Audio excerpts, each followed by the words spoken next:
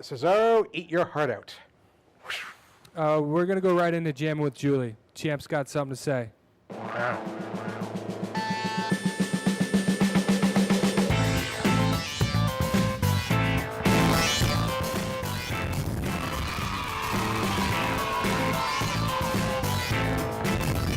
Hi, Michael.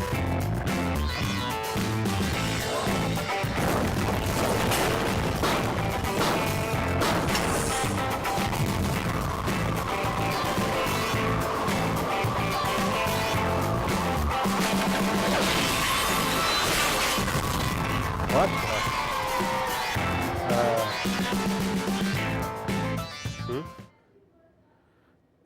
Yeah.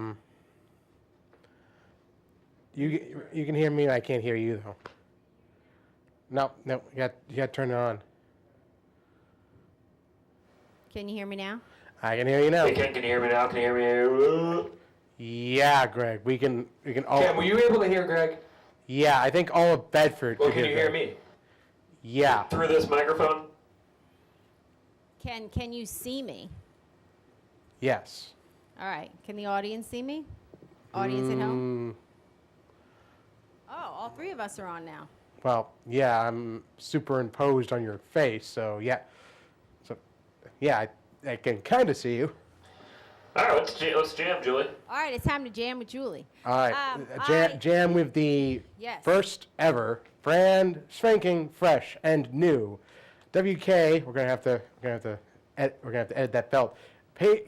Queen of pay-per-view champion.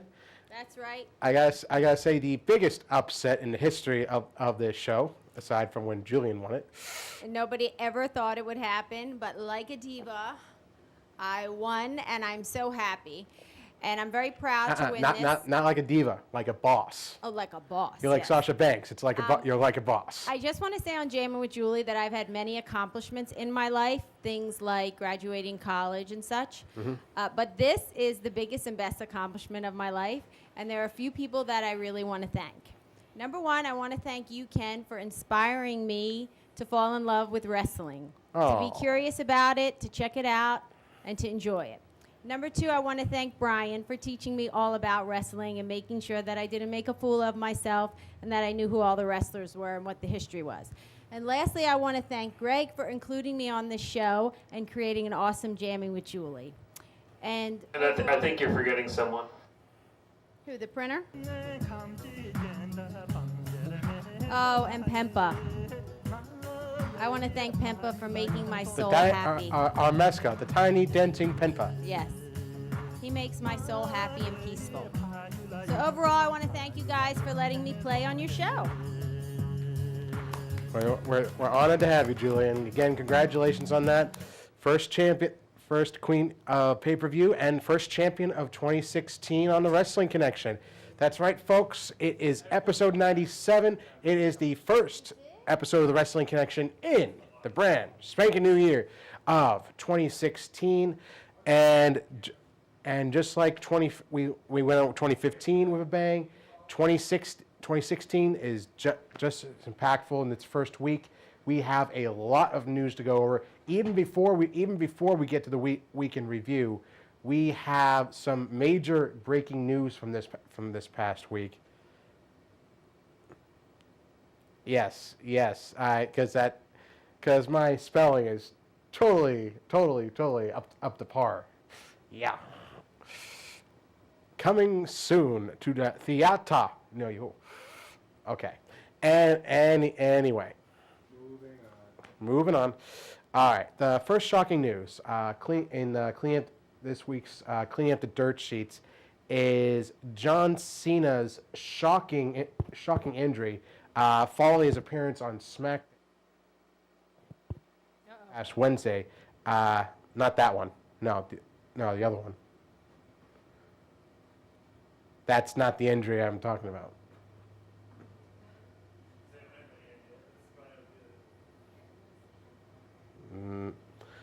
No.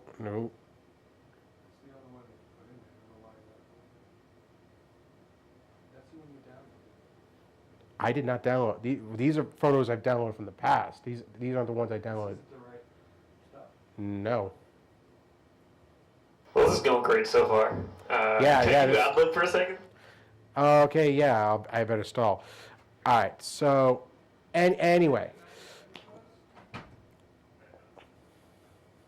What the news I'm trying to get to is that Cena suffered an unfortunate shoulder injury.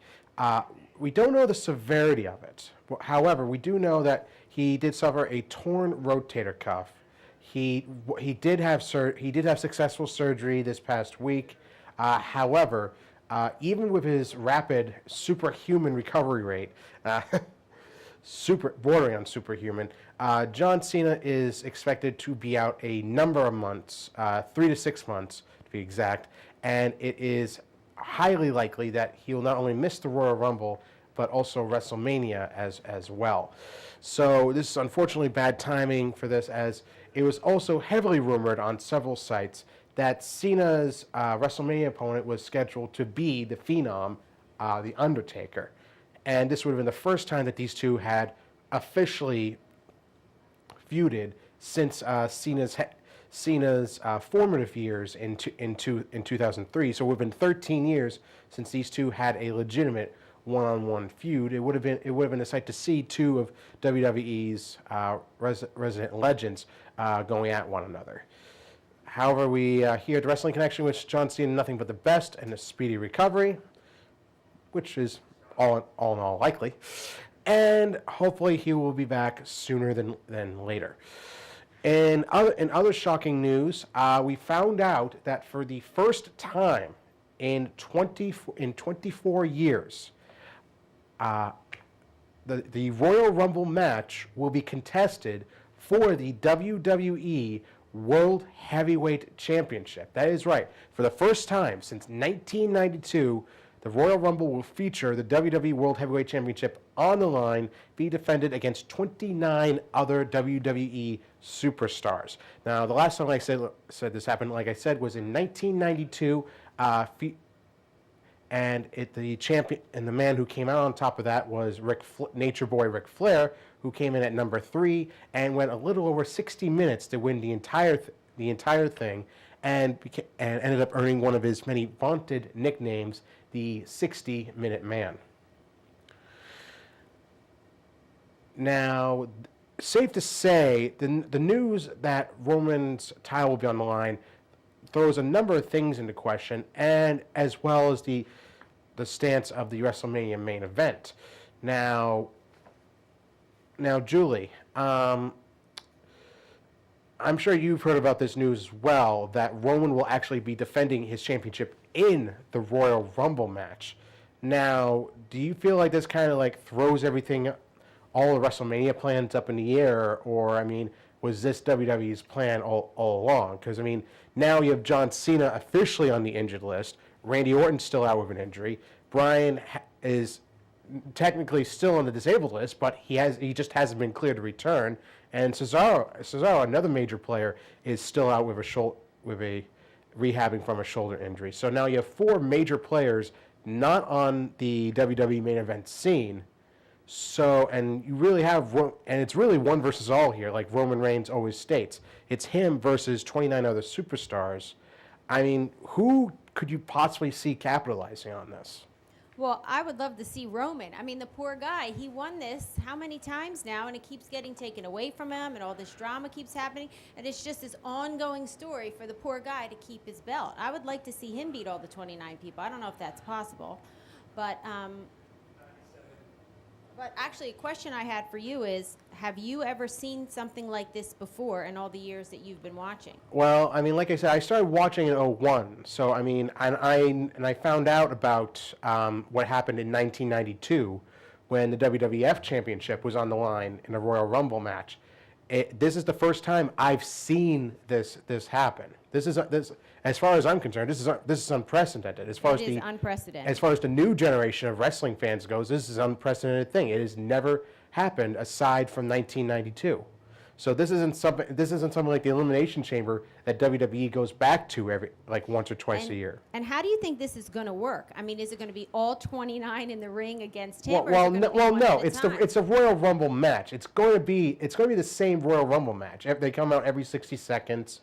You have to be thrown over the top rope. If your feet land on the floor, you're eliminated. Whoever's the last man standing, in this case, is the WWE World Heavyweight Champion. So it's still going to be the Royal Rumble match. However, like I said, in this case, it's for the WWE World Heavyweight Championship. Now, Brian, what? Yeah, okay, there we go. Now, Brian, how do you feel about the championship being on the line here? I mean, do you feel it? Well, you asked Julie who I think can benefit from this, and I think it's two people. And that's Kevin Ambrose and Dean. That's Kevin Owens and Dean Ambrose. And I think that the Intercontinental title is going to be the one that's more interesting to see an Intercontinental match with these two.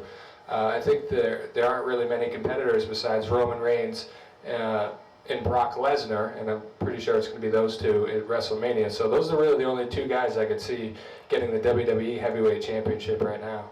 Yeah, I mean, I imagine they'll do something similar with Roman that they did with Flair.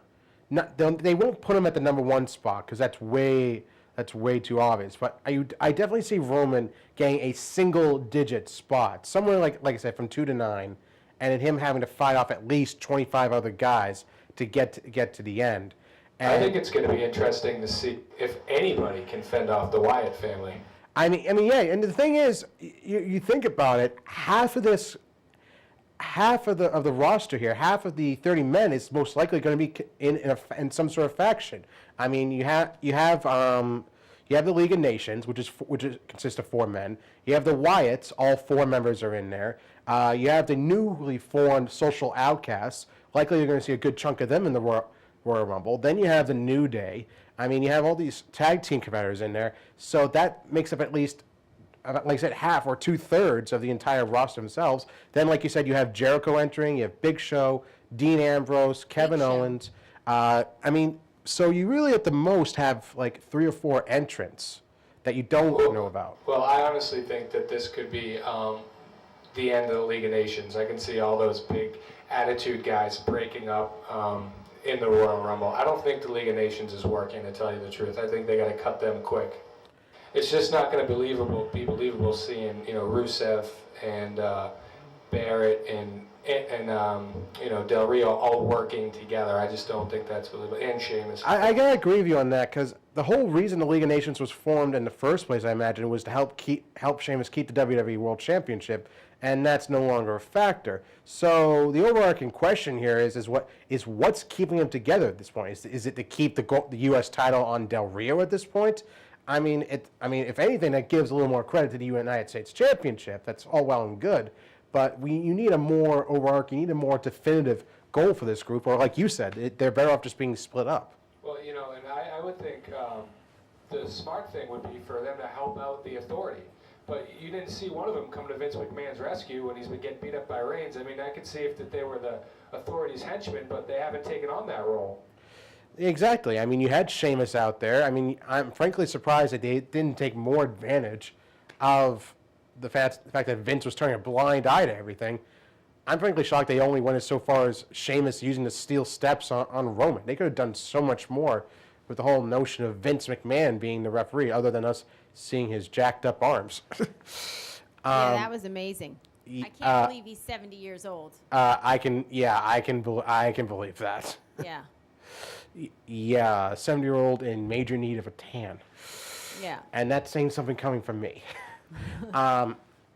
Anyway, though, like I said, that was just one part. I mean, you had Sheamus versus Reigns as the main event for this past week on Raw. You had Vince, and I'll admit, I was totally convinced, pun not intended, convinced, Vince, that Triple H in Kennedy some... McMahon?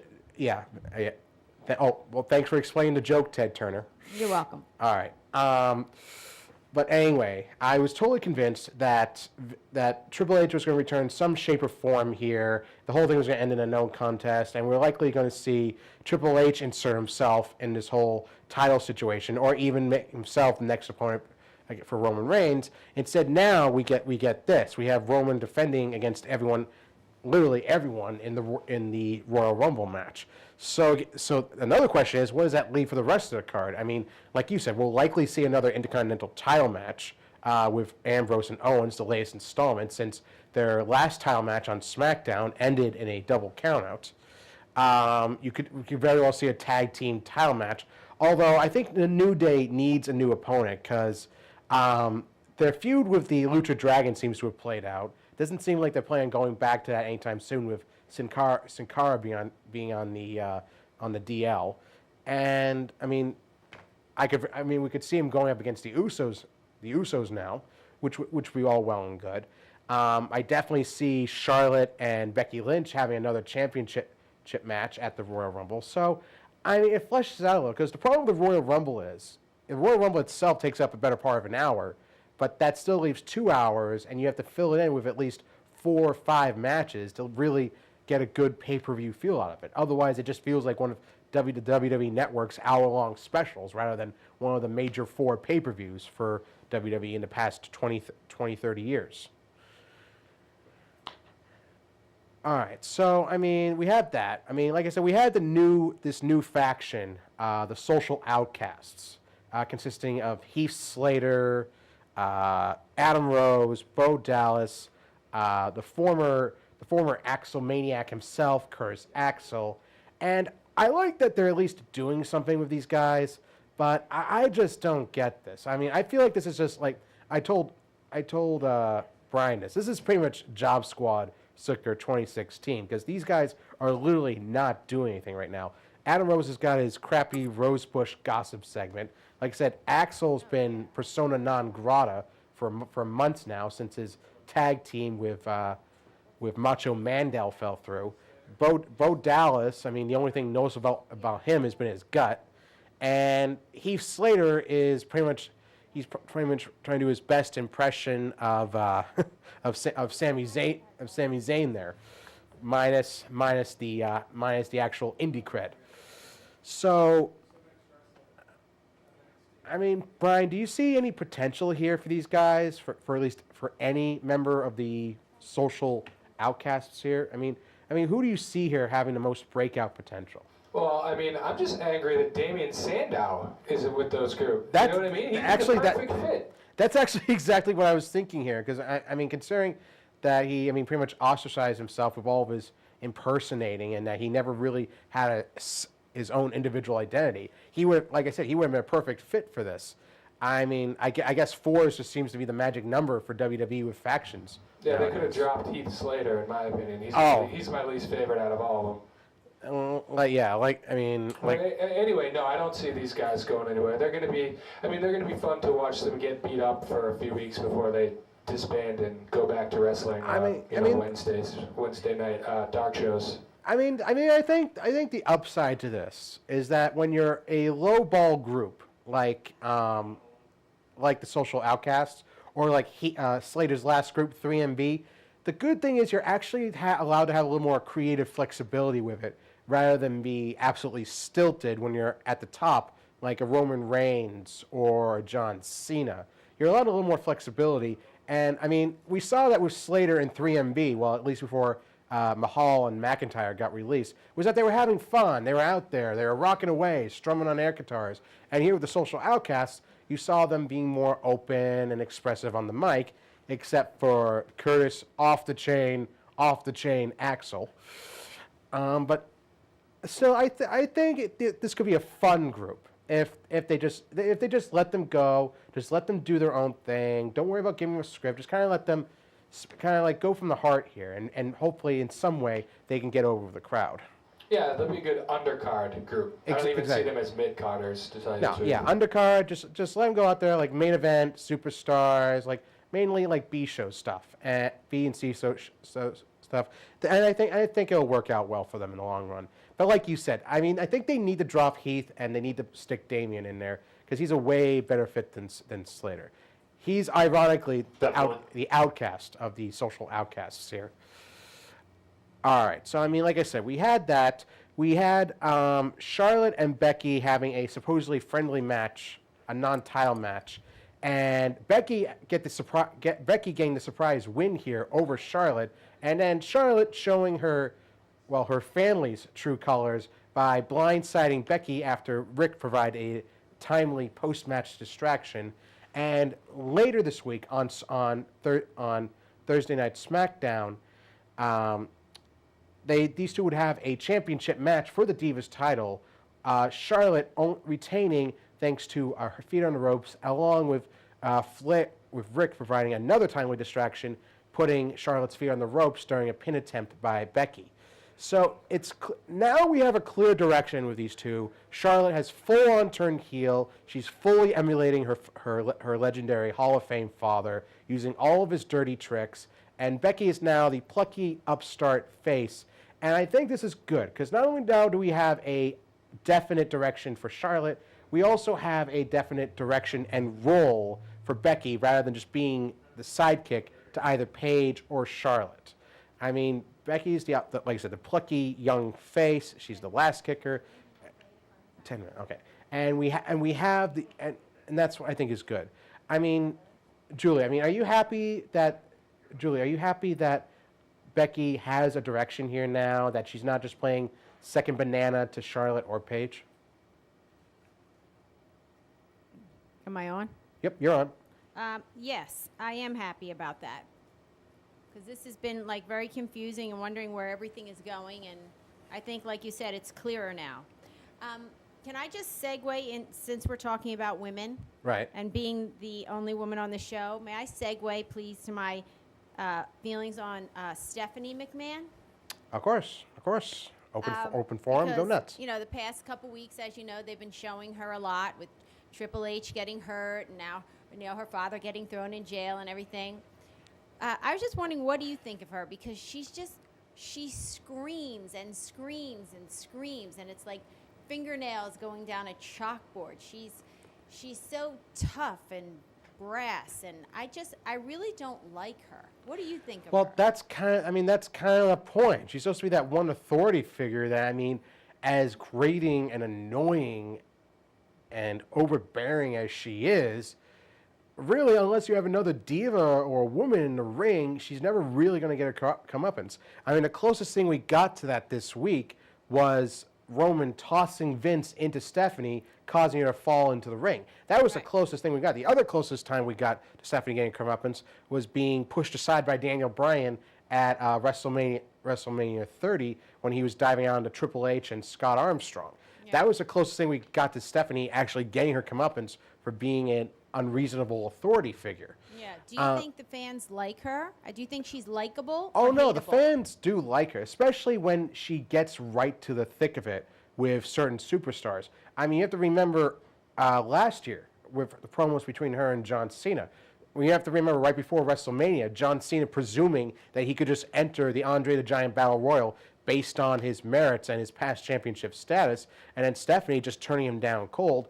And when John threatened to sit out WrestleMania, Stephanie basically said, okay, fine, WrestleMania will go on without you, okay? Because it's not what WWE would do without John Cena. What would John Cena do without WWE? Mm-hmm. Like I said, she just cuts right to the heart of matters, all right? Yeah. She doesn't just talk in platitudes. She'll just cut straight to the point and tell you to your face that, okay, you can be replaced. Doesn't matter how big or how strong or how many championships you won. All it takes is that, and you're gone. Yeah. Okay, and they'll find a new flavor of the year. Okay, and that's what I was actually curious about until they turned the Royal Rumble on its end, and I'm sorry, I'm segueing back here. They turned the Royal Rumble on its end here. I mean, there was so much discussion among who was going to win the Royal Rumble and go on to WrestleMania to face Roman Reigns, because we just assumed that Roman was going to go into WrestleMania as a champion. Now that's just kind of up in the air. I mean, before Cena got injured, there was a potential for Roman versus Cena, okay? This flavor of the year versus WWE's flavor of the year for the past 10 years. And you could have... Would that be the flavor of 10 years? Yeah, the flavor of 10 years, exactly. Flavor of the year for the last 10 That'd years. be the flavor of the decade, correct? Flavor of the decade, pretty much, yeah, more or less.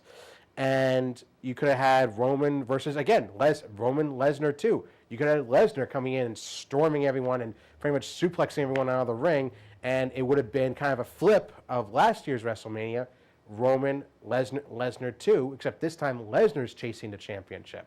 And that would have made an interesting dichotomy. And then you even have Roman versus Ambrose too.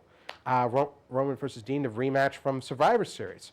Because, I mean, with Sheamus getting involved and spoiling the end of that, I mean, you could have a much more defined conclusion with Ambrose as the Intercontinental Champion facing off against Reigns as the WWE Champion. Something that hasn't been done in a WrestleMania main event since Hulk Hogan and the Ultimate Warrior. Something that hasn't been done and something that would be very unique. And again, in terms of this generation, unprecedented. Well, the thing is they got to find the two biggest names that they can put together to bring in fans like Greg, who don't usually watch wrestling all the time. The people who tune into WrestleMania, the average fan who might watch 1 or 2 pay-per-views a year. The two biggest names that they can put together right now are Roman Reigns and Brock Lesnar. I don't think there's anybody else that can really match up, unless you get Daniel Bryan, but he's uncertain. Exactly, and I mean, that's what I'm frankly seeing. I'm seeing Roman make it to the end. Like I said, he's going to get a single-digit spot. He's going to make it to the end of Royal Rumble. Number 30 hits, and suddenly here comes Brock Lesnar. Shocker of shockers. No one sees this coming. Basically, F5 suplexes everyone to death, tosses them all out of the ring, comes down to him and Reigns, and maybe because of a timely distraction by Paul Heyman or the Authority or something or other, Reigns ends up losing the WWE World Championship, and once again, he's chasing Lesnar to WrestleMania here. And he'll still get a rematch. Exactly. Championship but clause, Julie, I can see that. You're being a good boy. Yeah, I'm very, very good boy. I'm a good boy. I'm a very good boy. Good boy. Okay, now, but yeah.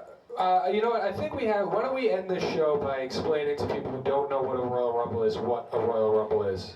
Right. All right. So, in this week's Pro Wrestling 101, we actually have a couple. Yeah, like I said, we're discuss what the Royal Rumble is, and kind of another quick lesson I wanted to give was the difference between being hurt and being injured in professional wrestling.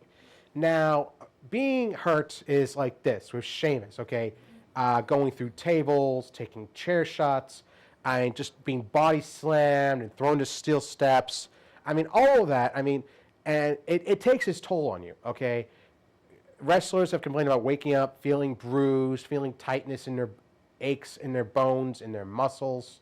They feel like their heads are swimming from day in and day out. But the reality is, wrestlers are always hurting, okay? They're always hurt. They're always feeling lousy, okay? And you never get used to. You never get used to it, okay? It's just something that you kind of learn to deal with it to a certain degree. Now, injured, is when you're legitimately injured, when you've broken a bone, you've torn a muscle, and you're out for months at a time. You know you can't compete. You know there's absolutely no way you can compete. And this applies to all pro sports, not just professional wrestling. If an athlete is hurt, essentially they basically just take a painkiller shot. Bandage up and get back on the field and keep playing, or get back in the ring and keep performing. But when you're injured, when you're, like I said, when you're concussed, when you're, like I say, your bones are broken, your muscles are torn, you need to learn to step away here. And I mean, because performing any longer with, like I said, I mean, you have, actually, you want a recent example? Take Cesaro. I mean, we know Cesaro had a shoulder injury. We didn't know how severe it was. Cesaro actually kept wrestling at the same level that he was for the last few months. And then I went into the news recently and I found this out, and I was amazed by this. His rotator cuff had been torn for the last 3 months. And he was still swinging people around, scoop slamming them, and suplexing. And I don't know how he was doing this. But the fact is, I mean, it could not have been good for him. The fact that someone could, at his level, could wrestle like that is insane. That's Chris Benoit level right there, and that's not necessarily a good thing. But anyway, like I said, that's the difference between being hurt and being injured in professional wrestling. Now, as to what a Royal Rumble is, essentially the Royal Rumble is a 30-man over-the-top rope battle royal. Now, a battle royal in itself essentially is where you have several men competing in the ring at once. Several men or even several women competing in the ring at once to determine a certain reward, whether it's a number one contendership status to a championship, whether it's just for the sake of competition, or for a championship itself. I mean, the Royal Rumble, it expounds on that. Essentially, in the Royal Rumble, like I said, there are 30 competitors. Number one is often the worst position, because if you enter in at number one or number two, you have to fight your way through all 29 other competitors in order to win the Royal Rumble. Spots like number 25, number 27, and number 30 are key, ideal spots, because you come in fresher, because you come in with a better opportunity, and you can take advantage of those who've been fighting for the last 20, 30 minutes and are just absolutely worn out. Now, essentially, like I said, if you're thrown over the top rope and your feet hit the floor, you are officially eliminated from the Royal Rumble. Now, there have been times where people will, much like Kofi Kingston in the last few years, will find ways to circumvent this. They'll find loopholes where they can be doing handstands. They dive onto the announce table to avoid or the ringside barricade to avoid being eliminated. So you'll see plenty of people find amazing ways to stay in the Royal Rumble, or even use other superstars to stay in the Royal Rumble, or cling onto the bottom rope like a spider monkey. Or, like Jerry the King Lawler did in his heyday, just hide under the ring for the first 20 minutes. So there are a number of interesting ways people get ahead in the Royal Rumble and try to find their way to the end. Now, there have been a select few who have won from the number one position, such as the Heartbreak Kid Shawn Michaels, Chris Benoit, and even Mr. McMahon himself won from the number two position, as did Rey Mysterio in 2006. Now, there, of course, the number 30 spot has had just as many winners. You've had The Undertaker, you've had Batista win, and so again, anyone can win the Royal Rumble, just like anyone can win. Any other team can beat any other team in the NFL. Anyone can win at the Royal Rumble, and it doesn't even matter what number it is. Now, of course, we've had multiple Royal Rumble winners, such as Shawn Michaels, Stone Cold Steve Austin, and of course John Cena is a two-time winner himself. So not only has the Royal Rumble made legends, it has established, it has certified legends in their own right. And of course, we'll find out if another legend will be made in the next couple of weeks at the Royal Rumble. Like I said, for the first time since 1992, the WWE World Championship will be on the line and defended in the Royal Rumble match itself. So Roman, it's truly one versus all. All right. I mean, and again, like I said, this whole thing throws the WrestleMania main event up in the air. So cross your fingers, because literally anyone could come out on top here, and it'll be quite believable.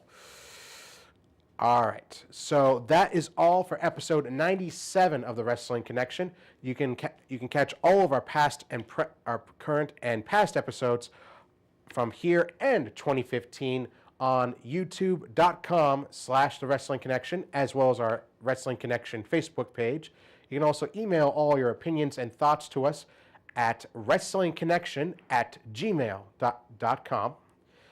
And also our Twitter handle @WKonnection. For Ken Hill, I am Brian Dorrington and Greg Dolan, and we are signing off. Stay connected. Get connected. Be connected. Be connected. Stay connected. Be connected. Get connected. Be connected. Stay connected. Must-watch show on TV. Or any airwaves for that matter. For that matter. Be connected. I'm the madman, Zach Martinkus. Get connected. Oh, Ken Lord. Hill, Van Hill. Stay connected. Be connected. Get connected. Be connected. Stay Why don't connected. y'all just stay connected? In 2016. Be connected. Oh yeah! Oh yeah! Stay connected. And be connected.